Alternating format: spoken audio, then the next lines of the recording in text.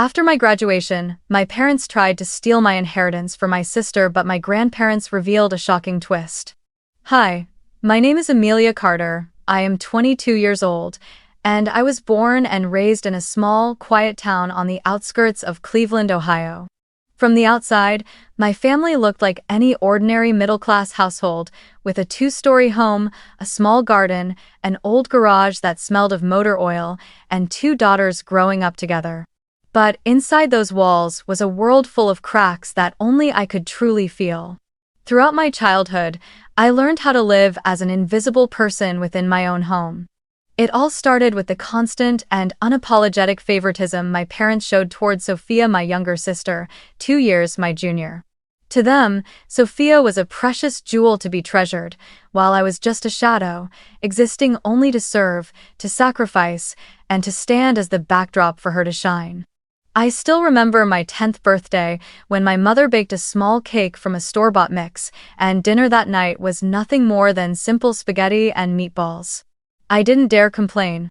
I just quietly blew out the candles and made a vague wish I can no longer recall. Yet 2 weeks later, when it was Sophia's birthday, my parents rented out an Italian restaurant in town, invited all her friends, bought her a brand new pink dress, and showered her with expensive gifts. I stood in the corner, watching Sophia beam under the twinkling lights, and I realized who was truly considered the daughter in their eyes, while I was merely a name mentioned for form's sake. I used to think maybe my parents were just busy, that perhaps it wasn't intentional. But as the years went by, the repetition of it all made it impossible to keep lying to myself. When I was in 7th grade, I poured all my effort into a science project on solar energy, staying up late night after night to finish the presentation board. I brought home first prize at school, received praise from my teachers, and even had my name featured in the local newspaper. I waited, hoping for a word of recognition, a hug, something from my parents. But that evening, all they said was, "Yeah, that's good," before turning to Sophia to ask if she had finished her math homework. And the cruelest part? Just a week later, Sophia came home with a B+ in English, and my family immediately took her out to celebrate as if she had just won a Nobel Prize. I sat quietly in the back seat, my chest tight with bitterness, listening to their laughter and wondering if it would ever be my turn to be celebrated. I can still hear my mother's voice, the one that haunted me all throughout childhood. She always said, "Amelia, you're the older sister, you have to sacrifice for her. You're stronger, you're smarter, you have to give way to your sister." At first, those words might sound like trust, but in reality, they were a sentence that condemned me to a life where I would never come first. Over time, I learned to swallow my tears, to stay silent, never complain, and just endure quietly. But the feeling of never being enough, of always being second best, clung to me like a long dark shadow. It made me look in the mirror and fail to see any worth in myself. I became a child who lived in silence, trying to do everything perfectly in the desperate hope that one day I might finally be acknowledged. But that day never came. And slowly, I came to understand that in this family, perhaps the only place meant for me was to remain invisible. As I entered my teenage years, I slowly realized that if I kept waiting for recognition from my parents, I would never truly find my own worth. Their silence and indifference forced me to seek another way to survive. I threw myself into studying as if it were the only lifeline keeping me from drowning. I devoured every book I could find in the school library, from science and literature to history, because I knew knowledge was the only thing that could open a way out of that cramped and suffocating house. Beyond that, I joined every club I could. The science club, the debate team, and even the weekend volunteer group. I wasn't always the best, but I needed a place to prove that I could do something, that I wasn't invisible. I needed a space where my voice could be heard, even if it was only within the small walls of a club meeting. But the older I grew, the more I understood that none of those achievements would ever change my parents. When the time came to apply to college, I once again faced the harsh truth that I could only rely on myself. While my friends had parents who sat with them for hours, polishing every line of their essays and taking them to meet admissions counselors. I sat alone at my desk in my tiny room, rewriting my personal statement over and over until the drafts piled high. I taught myself online how to write, how to apply for scholarships, how to fill out every section of the forms. My parents never once asked me which schools I had chosen, nor did they offer to help in any way. All of their attention was poured into Sophia, who at that time was busy competing in local dance contests. I remember overhearing my mother telling an acquaintance, "Sophia is the one with real potential, she could become a star." As for me, in their eyes, I was just the smart but dry daughter, someone with no future worth mentioning. The day I received my college acceptance letter, I broke down in tears. Not tears of pure happiness, but of bitter sorrow when I shared the news with my parents and was met only with an indifferent nod. I can still remember my father glancing up from his newspaper and saying, "Good, at least you won't be bothering us anymore." In that moment, I knew that my path could only be lit by my own effort and faith, not by the love or support of those who should have cared for me unconditionally. Move-in day at college, one of the most important milestones of my life, remains an unforgettable memory. While many of my friends were dropped off by their parents, posing for pictures at the campus gate, laughing and crying in the embrace of their families, I stood alone with an old suitcase, staring across the crowded parking lot with an empty heart. My parents couldn't come with me because they were busy taking Sophia to a dance competition in another state. I forced myself to smile when people asked, "Where are your parents?" But inside, the loneliness cut through me like a cold blade. Thankfully, my grandparents George and Eleanor were there. They were the rare source of light in my otherwise shadowed childhood. My grandfather, with his white hair and steady, deep voice, gripped my hand tightly and told me he believed I would achieve great things. My grandmother hugged me for a long time, whispering into my ear, "You are never alone, Amelia. We are always here."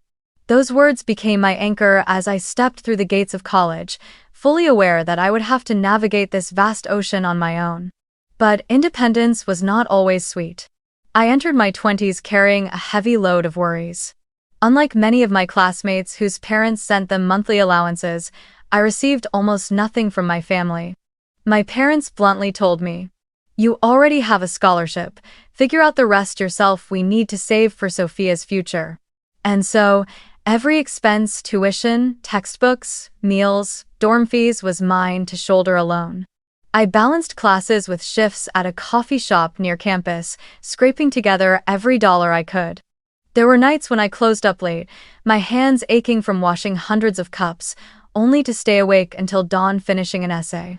My body grew thin, my eyes constantly ringed with dark circles. Outwardly, I tried to appear strong and resilient, but inside, I often felt like a fragile shard of glass, ready to shatter at the slightest touch. That pressure broke me down more times than I can count. I cried alone in the dorm bathroom, biting my lip so hard just to keep the sobs from escaping. My heart would pound so fast it felt like I couldn't breathe whenever I thought about all the expectations and responsibilities weighing on me. I couldn't take it anymore. That was when I turned to therapy. At first, I felt ashamed, thinking only weak people needed a therapist. But I soon realized the truth was the complete opposite. Only by daring to face my pain could I become truly strong. Each session was a difficult journey. I had to open up about buried memories, forgotten birthdays, endless comparisons, and those constant words, "You must sacrifice," cutting into my heart like a blade. Slowly, I began to understand that I wasn't wrong, and I wasn't worthless, no matter how much my parents had made me believe I was. I was just a child yearning to be loved fairly. Thanks to therapy, to the warm embraces of my grandparents, and to the resilience I had been forced to build, I learned step by step how to find balance. I stopped chasing after my parents' recognition and focused instead on affirming my worth to myself. I didn't need to be a star like Sophia, and I didn't need empty praise from my parents. I only needed to know that I was living true to myself, giving my all, and moving forward. That became the only way I could survive my wounded youth and step into adulthood with at least a little faith that I deserved a place in this world.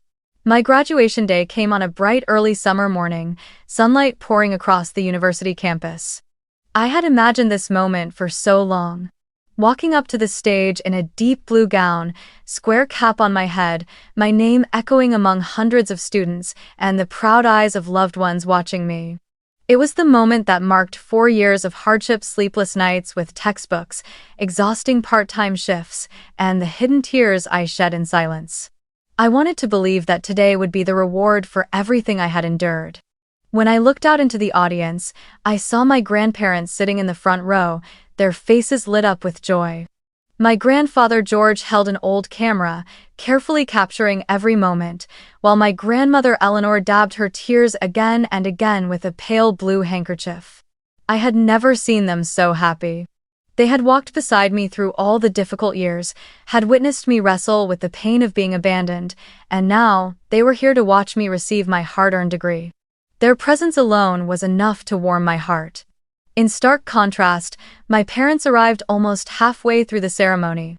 As I sat among my classmates in the rows of graduating students, I caught sight of them slipping in, glancing around for seats. I noticed the way their eyes kept flicking to their watches, their minds clearly elsewhere. And just as I expected, they barely stayed for a short while before standing up, excusing themselves because they had to take Sophia to a modeling photo shoot. I can still remember my mother leaning close to whisper in my ear before leaving. "Please understand, Sophia has such a big opportunity, I can't let her miss it." There were no words of congratulations, just a hollow apology and the sight of their backs disappearing through the exit doors. I sat still, biting my lip hard, holding back tears while all around me, other parents stood and cheered proudly for their children. When I walked across the stage and heard my name echo through the speakers, in that vast auditorium, there were only the trembling claps of my grandparents. My grandfather shouted, "That's my granddaughter," his voice breaking with emotion. I bowed my head as I accepted my diploma, feeling both proud and bitter at once. Part of me still longed for my parents to recognize my effort, but another part of me knew deep down that it had never happened before, and it likely never would. After the ceremony, my friends gathered with their families to take pictures, laughter and joy filling the air. I stood with my grandparents, the three of us holding each other tightly. My grandfather told me that I was his greatest pride, that no matter what anyone else said, he always believed I would do something extraordinary. My grandmother added, "You've gone further than we ever dreamed. You are living proof that resilience bears sweet fruit." I nodded, smiling through tears, imprinting every word deep into my heart. But that joy did not last long. Just a few weeks later, I received the devastating news that my grandfather had passed away from a sudden heart attack. The world seemed to collapse beneath me. He wasn't just my grandfather, he was the father I never had, the steady shoulder I leaned on whenever I felt too weak to stand. On the day of his funeral, I stood silently before his portrait, my trembling hands laying down a bouquet of white flowers, my vision blurred until I could no longer clearly see his face in the frame. The ceremony unfolded with the sound of muffled sobs, but inside me was a grief too deep for words. It felt as though a piece of my heart had died with him. Grandma Eleanor held me tightly after the funeral, whispering, "You cannot fall, Amelia. He wanted to see you live strong." I nodded, but inside I was hollow. Every night, I found myself missing his voice, missing the way he would call to ask if I was eating well, if I was sleeping enough. Now all of that had dissolved into silence. I once thought graduation was the beginning of something new, but it turned out to be the opening act of a series of losses. In the chaos that followed the funeral, I never imagined that his will would be the spark dragging the entire family into conflict. I believed that the love he gave me was enough, that the final words of encouragement he left behind would be the greatest inheritance. But then I discovered he had left more than that, a significant portion of his assets, carefully structured with deliberate conditions. At the time, I couldn't foresee how those sheets of legal paper would become fuel for a fire, igniting a family battle I had never wished to fight. All I knew was that a new chapter had begun, a chapter where I would have to face the raw truth about greed, favoritism, and the strength my grandfather had quietly entrusted to me. The will reading took place in a formal conference room at a law office in downtown Cleveland. The air there was both solemn and heavy, like a door closing tightly between the past and the future.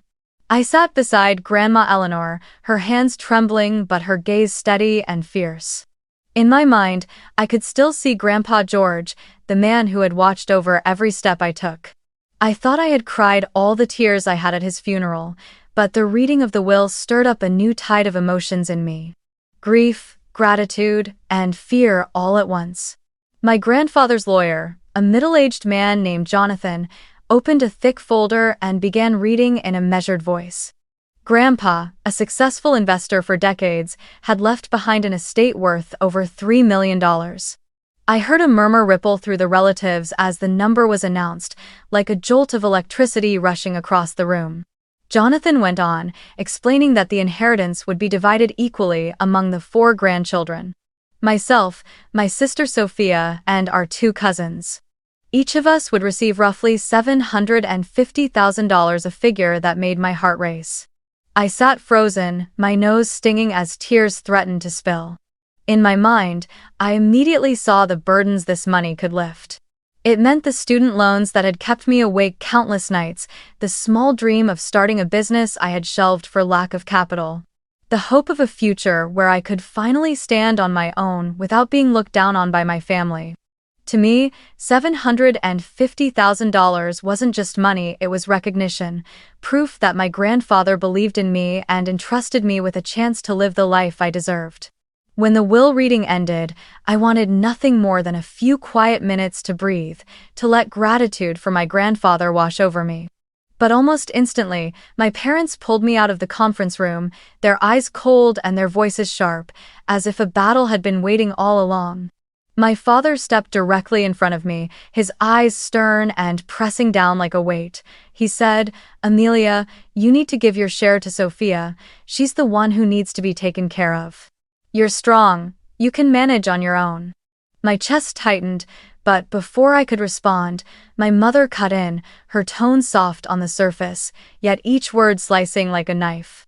"Your grandparents don't understand Sophia the way we do. She's fragile, delicate.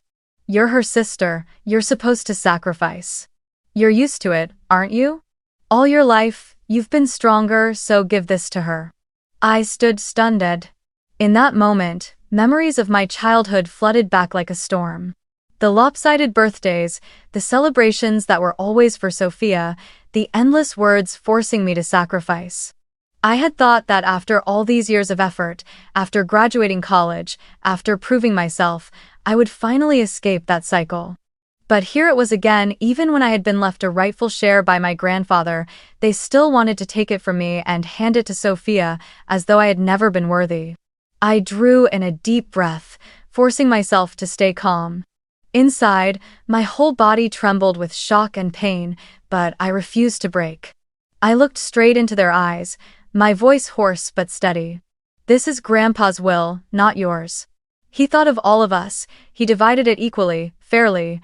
I will not let anyone change that." My father narrowed his eyes, as if he couldn't believe I had dared to speak so directly. My mother shook her head, sighing in deep disappointment, as though I had just made a grave mistake. In their eyes, I saw the same familiar look I had known all my life, the gaze of people who only wanted me to disappear or quietly exist as the backdrop for my sister. But this time, I knew I was no longer the child who swallowed her tears in silence. I was old enough now to stand tall, to protect the legacy my grandfather had entrusted to me. In that moment, I understood that the real battle had only just begun. What had happened in the conference room was merely the opening act. This inheritance was not just money, it was justice. It was the trust my grandfather had placed in me. And I swore, deep within myself, that I would never let anyone, not even my own parents, steal that trust away. I thought that holding my ground in that conversation would be enough, that things would end there. I was wrong. Just a few days later, when the documents related to the will were sent to the family for signatures, my father, who happened to be one of the executors, made his move. Sitting at the dining table, he spread the stack of papers out before him, his tone cold and firm. "I'm not going to let this play out the way you think, Amelia. Your grandparents may have left you a share, but I'm the one with authority to execute, and I will reinterpret this will in the way that makes the most sense. You don't need that money, Sophia does. I was stunned, my heart pounding in my chest. I knew my father was decisive and authoritarian, but I never imagined he could be this brazen, disregarding even my grandfather's final wishes. My voice trembled as I replied, "Dad, that's not a reinterpretation. That's completely altering Grandpa's intent. He wanted it divided equally among all of us. You have no right to take my share away." But all I got in return was a dismissive smirk. He scoffed, his words sharp and unyielding. "The authority lies with me. Do you really think you know the law better than I do? You're young, you don't understand. This family needs balance, and the only way to achieve that is for Sophia to have more. She's fragile, she needs support, and you're strong enough to stand on your own." Those words struck me like a hammer to the head. As if that weren't enough, my mother, sitting beside him, added, "Amelia, don't be so selfish. If you truly love your sister, you should understand and sacrifice. What would you even use the money for? To pay off debts? To invest in some foolish startup dream? Sophia is the real future of this family. She needs that money to build her career." My hands went ice cold, every vein in my body stiffening. I had never imagined that even now, after everything, my parents could say such things, dismissing my dreams and lifelong effort, reducing me to nothing more than an obstacle to Sophia's spotlight. I fought to stay calm, though the pain in my chest was suffocating. "I'm not selfish," I said, my voice trembling. "I only want to keep what belongs to me." This was Grandpa's wish. If you truly loved him, you would respect that. But instead of listening, they glared at me as if I had betrayed the entire family. My father roared, "Ungrateful! Do you not know who raised you all these years? You only think of yourself. You're nothing but greedy." Each word stabbed into me like a knife. I had never felt so humiliated in my life. Sophia sat silently in the corner, quiet since the beginning. I looked at her, hoping she would at least stand up for me or speak one fair word. But when I called her name, her eyes slid away. Then she softly muttered, "If Mom and Dad say so, then it must be right." Those 5 simple words shattered my world. The sister I once believed would understand me, the sister I had sacrificed for time and again, now nodded in agreement with my parents, letting all of my struggles be trampled underfoot. I sat there, my hands clenched so tightly beneath the table that my nails broke the skin, blood seeping out as my chest burned with rage. My mind replayed every effort of the past 22 years. The endless nights bent over textbooks, the exhausting part-time shifts, the times I cried alone in a bathroom, feeling worthless. I had done everything to prove I wasn't invisible. I had earned my degree on my own, and now Grandpa had given me the greatest trust and inheritance to start a new life.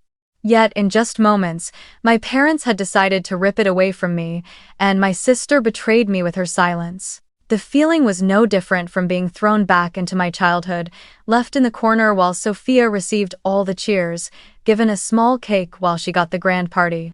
Only this time, it wasn't a birthday, it was the fate of my entire future on the line, and I was about to lose it again. Every effort, every drop of sweat, every dream I had ever held was being disregarded, poised to be erased by the very people who were supposed to protect me. I had never felt injustice so raw, so merciless, in my entire life. In that moment, I swore to myself, if I bowed my head this time, I would lose everything forever, not just the money, but my very belief in my own worth. Yet, at the same time, fear screamed inside me. Could I really stand up against my parents, who held both power and control?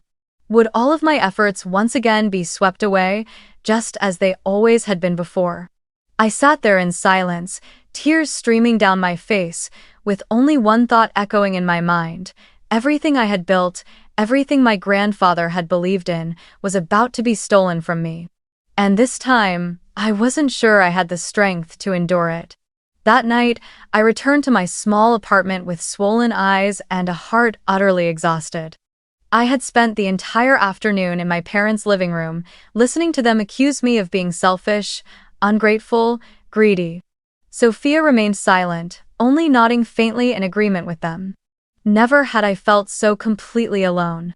I clutched my pillow and cried until I couldn't breathe, convinced that everything I had fought for was about to be swallowed up in an instant.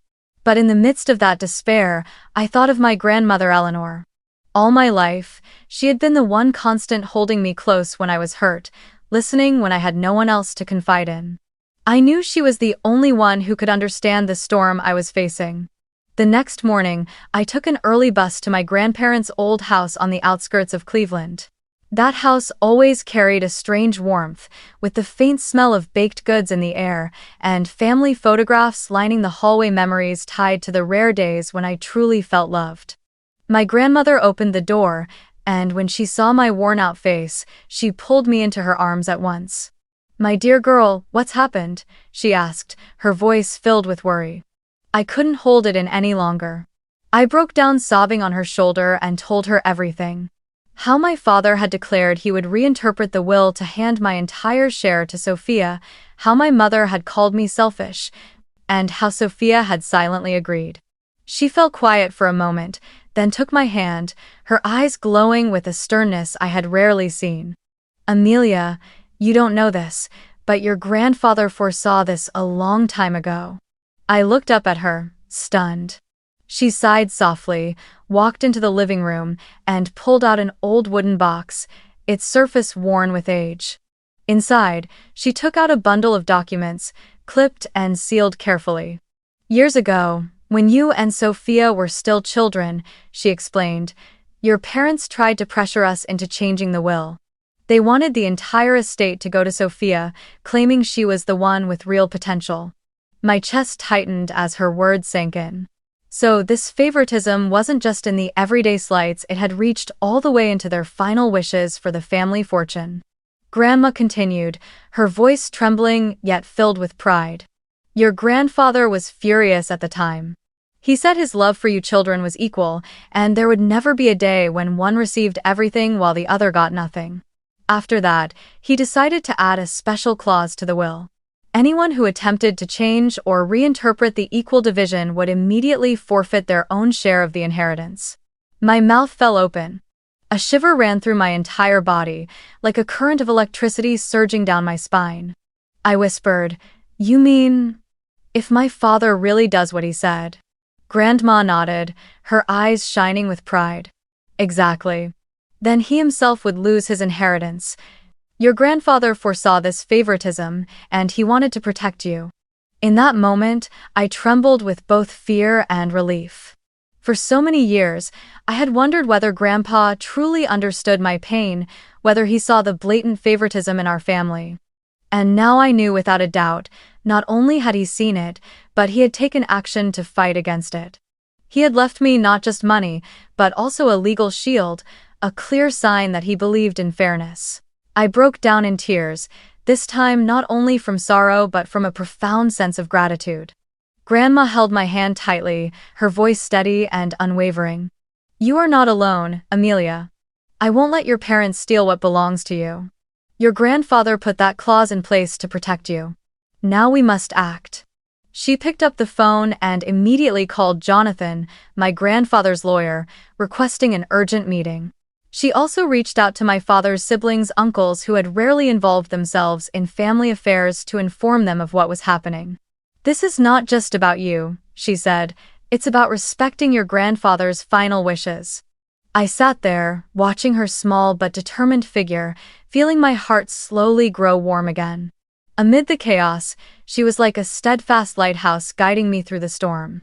For the first time in weeks, I felt a flicker of hope. I knew the battle ahead would be long, and my parents would not give up easily. But I also knew now that Grandpa had never abandoned me. He had prepared for this, and with Grandma and the lawyer by my side, I wouldn't be fighting alone. That night, when I returned home, I sat silently by the window, watching the glow of the streetlights spill through the glass. Grandma's words echoed in my mind. "He foresaw this and wanted to protect you." I whispered a promise into the night, sending it to my grandfather. I will not let anyone steal what you left for me. I will stand firm, just as you taught me. For the first time in days, I felt my breath come easier, my chest no longer filled with only fear but with pride and determination. I knew the real battle was about to begin, but I also knew that this time, I was no longer alone. The family meeting was scheduled on a gray afternoon, the sky over Cleveland heavy with clouds. I walked into Jonathan's law office, my heart pounding in my chest. In the long conference room, the polished wooden table reflected tense faces. Grandma Eleanor sat beside me, her hand gripping mine tightly in silent encouragement. Across from us were my parents, my father's eyes cold as steel, my mother's arms crossed, her face set in harsh disapproval. A few of my uncles were present as well, men who usually stayed far from family disputes, but who had been invited today to serve as witnesses. The atmosphere was so heavy I could hear the beat of my own heart in time with the ticking clock on the wall. Jonathan opened the meeting, his voice calm but firm. We are here to clarify matters concerning the will of Mr. George Carter. I am aware of recent disputes, and I must emphasize that his intentions were written with precision. The estate is to be divided equally among the 4 grandchildren. There is no clause that allows an executor to reinterpret this according to personal preference. My father cut in sharply, his voice rising. I'm not changing anything. I just want to make adjustments that make sense. Sophia is the one who needs the money most. We're only thinking of her future, not trying to be unfair. All. His words made my blood boil, but before I could speak, Grandma Eleanor rose to her feet, her eyes blazing with a rare, fierce resolve. Stop making excuses, she said, her voice trembling yet powerful. George warned me long ago that you would try to strip Amelia of what was rightfully hers. He foresaw this, and that's why he added a special clause. The room fell silent, broken only by the rustle of paper as Jonathan pulled out a copy of the will. Adjusting his glasses, he read slowly, every word landing like a hammer. Supplementary clause: any individual, under any pretense, who attempts to alter, reinterpret, or interfere with the equal distribution of assets among the grandchildren will immediately forfeit their inheritance, and their role as executor shall be revoked. The words cut through the tense air like a thunderclap. I watched my father's face flush crimson, his lips pressed into a thin, rigid line, while my mother's eyes widened in shock. Around the table, my uncles exchanged murmurs, and one even nodded slightly, as if justice had finally spoken aloud. Jonathan went on, his voice sharp as steel.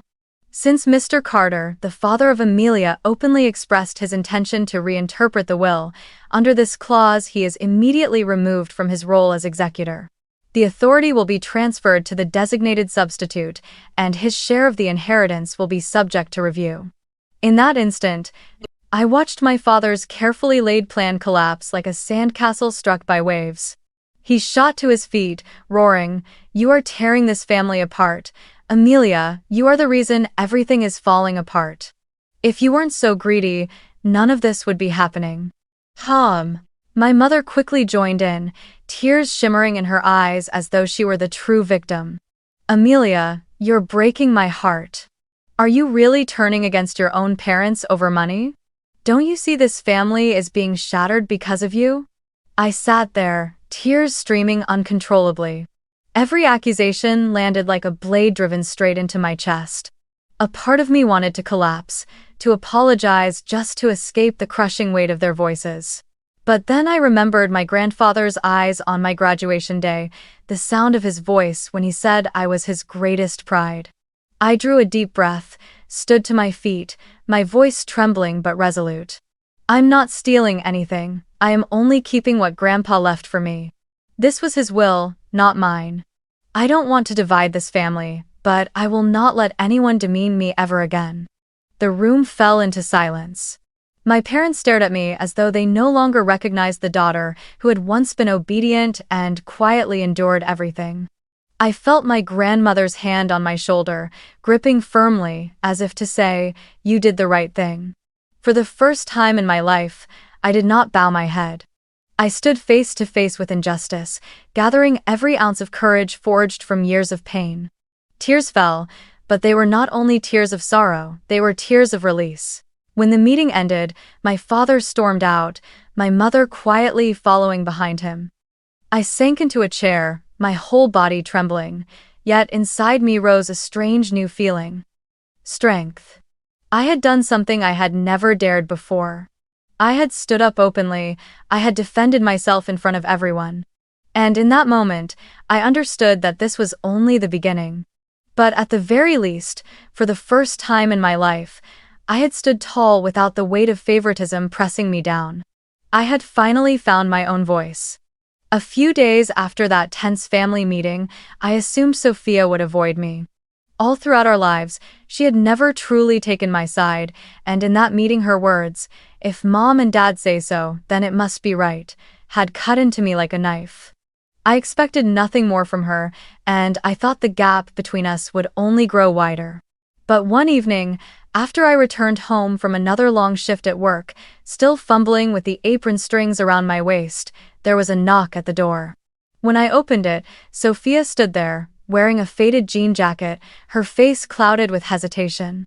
I froze for a moment, unsure how to react. Years of bottled-up hurt made me want to slam the door shut, but her eyes, fragile, uncertain, almost pleading, stopped me. I silently stepped aside and gestured for her to come in. She sat down on the couch, nervously twisting the hem of her jacket like a child searching for words of confession. The small room was quiet, filled only with the steady tick of the clock. Then she looked up, her voice trembling. "I'm sorry, Amelia. At that meeting, I should have spoken up. I should have defended you, but I was scared. I've never known how to stand up to Mom and Dad." I stared at her, torn between anger and surprise. For as long as I could remember, Sophia had been the pampered one, the center of attention. But now she sat before me like someone lost. She drew in a deep breath and went on. "You don't understand, being the golden child isn't easy. Mom and Dad always put me on a pedestal, demanding I be perfect, successful, constantly making them proud. Every time I got tired, every time I wanted to stop, they would say, 'You are not allowed to fail. You're our only hope.'" I felt like nothing more than a puppet. Her voice cracked, her eyes red with tears. "Sometimes, I envied you. At least you got to live as yourself. I've never had that. I've always been acting a role." My heart softened. All these years, I had only seen the surface Sophia's privileges, her lavish birthday parties, the endless praise. I had never considered that behind that glittering light were invisible chains. She let out a long sigh and added quietly, "You made me realize I have to live my own life. Watching you stand up in that meeting, watching you defend yourself, it made me see that I need to change too." I didn't know what to say, I just let the tears fall. Perhaps this was the first time Sophia had ever truly opened her heart to me, not as the golden child of our parents, but as a 20-year-old girl lost at a crossroads in her life. She hesitated, then continued. "I've decided to use my share of the inheritance to enroll in community college. I don't know yet what I'll study, but this time, I'll choose for myself, not follow what Mom and Dad want." I looked at her, my chest swelling with emotion. It was the first time Sophia had spoken about making her own decision without parroting our parents' words. The first time she dared to step out of the flawless shell they had forced around her. I gave her a faint smile, my voice rough with tears. "If that's what you want, I support you.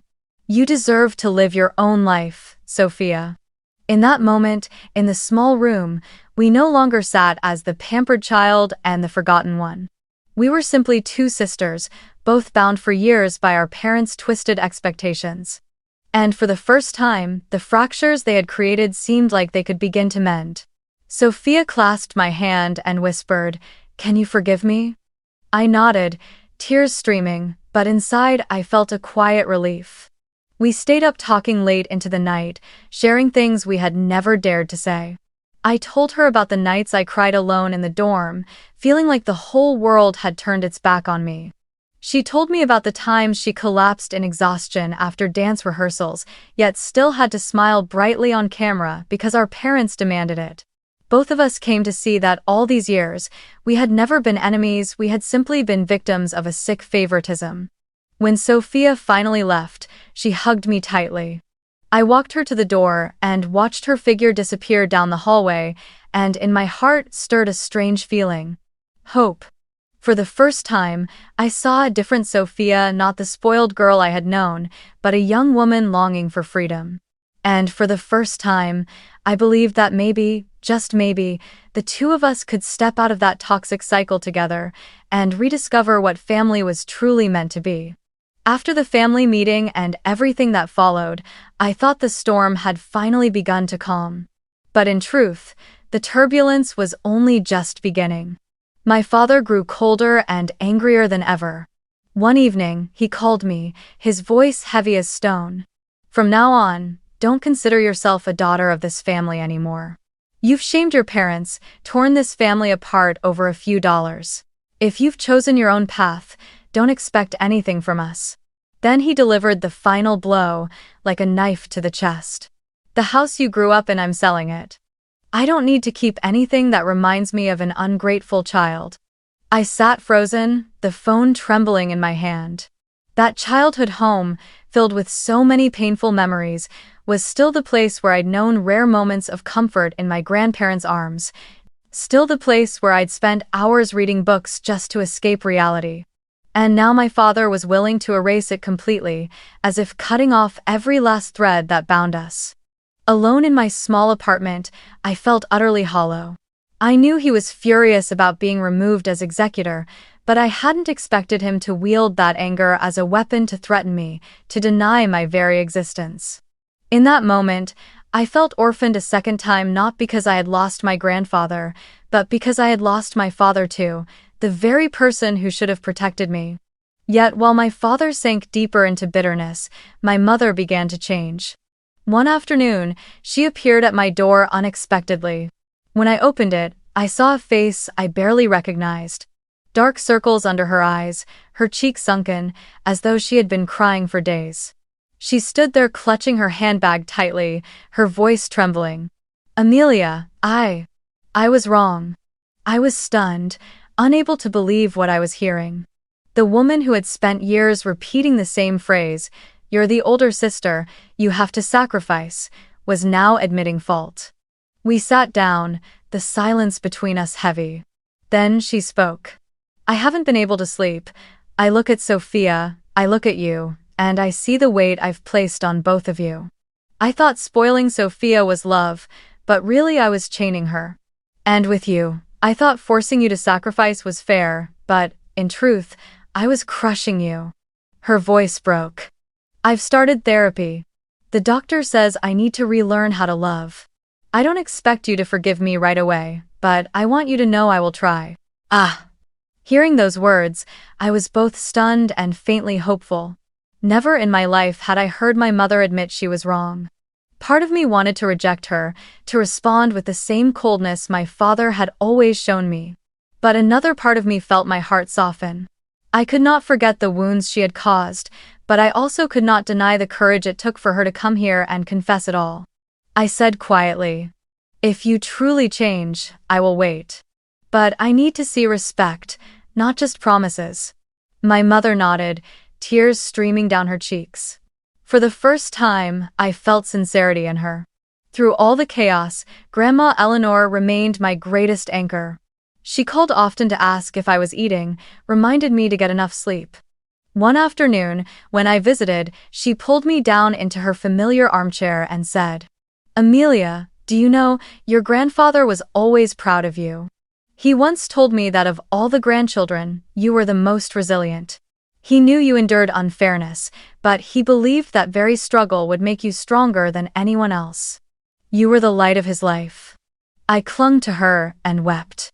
Those words were like medicine, slowly filling the emptiness my parents had left behind. Through it all, I realized something. Family is not defined by blood. Blood does not always equal love. My father who shared my blood was the one who tried to strip everything away from me. Meanwhile, my grandparents who chose to love me fairly were the ones who truly embodied family. And Sophia, For the first time, stepping out of her role as the golden child was someone I could finally begin to build a real bond with. I sat down with my old journal, my handwriting shaky but firm. Family is not a place where you are forced to sacrifice, nor where love comes with conditions. True family is where you are respected, heard, and loved for who you are. I knew the journey ahead would still be long. My father might never accept me, and the scars of childhood would not disappear overnight. But I also knew I had broken free from the chains. I had my grandmother, the memory of my grandfather, and the chance to rebuild with my mother and sister. And most importantly, I had myself stronger, prouder, and fully aware of my own worth. When the storms finally quieted, I began to look forward with new eyes. The inheritance my grandfather left me, $750,000, was not just money, but an opportunity to rewrite my life. I remembered the long nights staring at my computer screen, terrified of tuition bills, of student loans coiling around my neck like a noose. The very first thing I did was pay off those loans. The day the final payment cleared, I sat in my tiny apartment and let out a long, steady breath. For the first time in years, I felt free from the weight of debt. I could finally walk forward without bowing under financial chains. But I didn't stop there. I knew there were so many others like me, students abandoned by their families, belittled, forced to struggle just to survive. I had once been one of them. And I wanted to use this opportunity to give back to those who hadn't been as fortunate as I was to have the support of my grandparents. So I decided to establish a small scholarship fund, the George and Eleanor Foundation, named in honor of the grandparents who believed in me when no one else did. The scholarships would be for young students cast aside by their families but determined to pursue an education. The day I signed the papers to make it official, my heart swelled with pride. I knew, wherever they were, my grandparents were smiling. It was during this time that I also came to understand something vital. My worth had never rested in my parents' recognition. All through my childhood, I had ached for a word of praise, a proud look in their eyes. But now I knew I didn't need that anymore.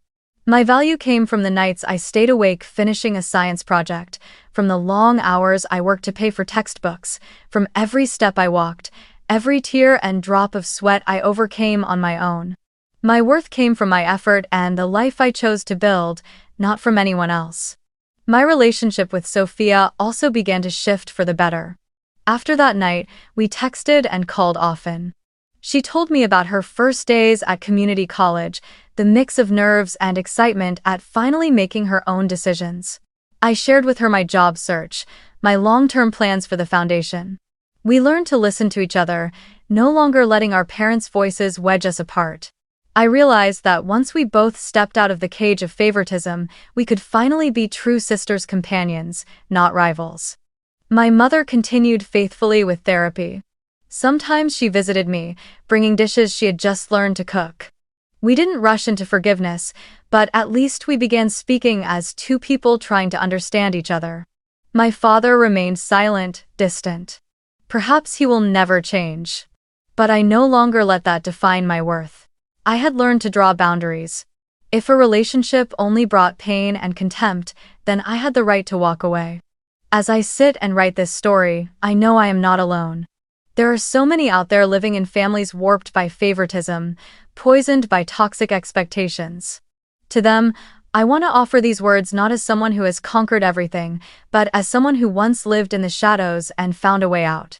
If your family belittles you, remember, you have the right to set boundaries. You are not selfish for protecting yourself.